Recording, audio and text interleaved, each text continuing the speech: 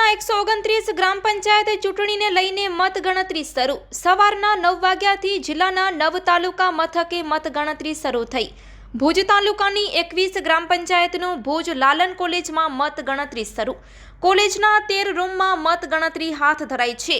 ચુસ્ત પોલીસ બંદોબસ્ત વચ્ચે શાંતિપૂર્ણ માહોલમાં મતગણતરી શરૂ થઈ। મતગણતરીમાં વહીવટી તંત્રનો 150 જેટલો સ્ટાફ જોડાયો।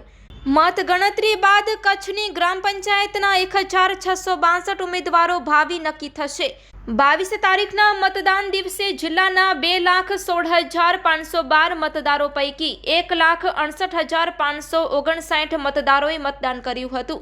ગ્રામ પંચાયત ચૂંટણીને લઈને જિલ્લામાં કુલ 77.85% મતદાન થયું હતું।